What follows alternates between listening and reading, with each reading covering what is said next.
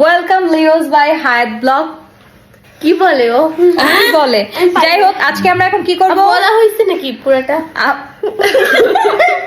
আচ্ছা, আবার বলো। হ্যালো এভরিওয়ান, আসসালামু আলাইকুম। আজকে আমরা আপনাদের সাথে একটা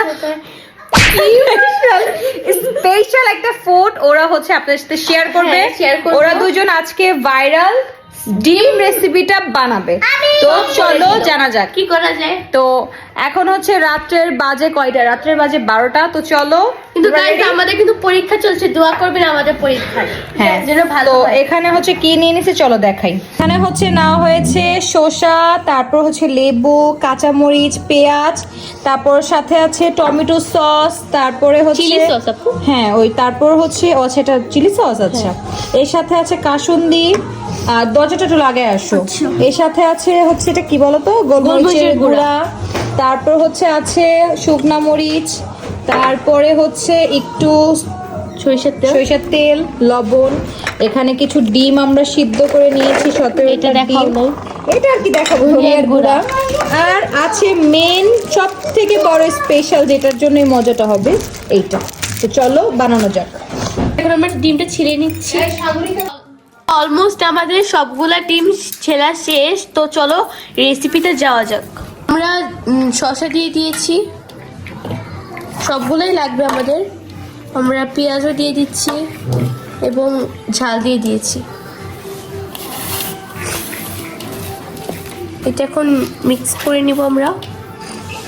লবণ দিচ্ছি,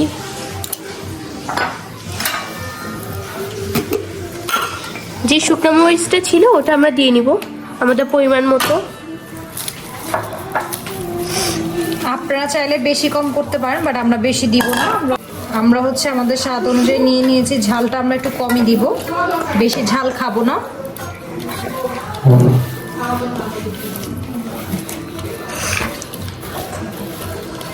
আর ধনিয়া গুঁড়া দিয়ে দিচ্ছি, চিলি সসটা দিয়ে দিচ্ছি।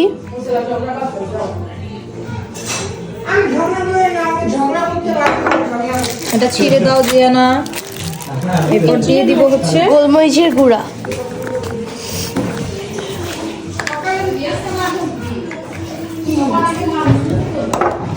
এখন আমরা কাসুন্দি দিয়ে দেব।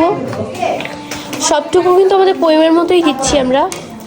আমরা এখন সরিষার তেল দিয়ে দিচ্ছি আমাদের পরিমাণ মতো। এখন যে তেঁতুলের যে ইয়েটা ছিল আচারটা, ওইটা দিয়ে দিচ্ছি আমরা। তো আমাদের এই আচারটা বানানো রেডি। তো আমরা এটা এখন তৈরি করে নিচ্ছি।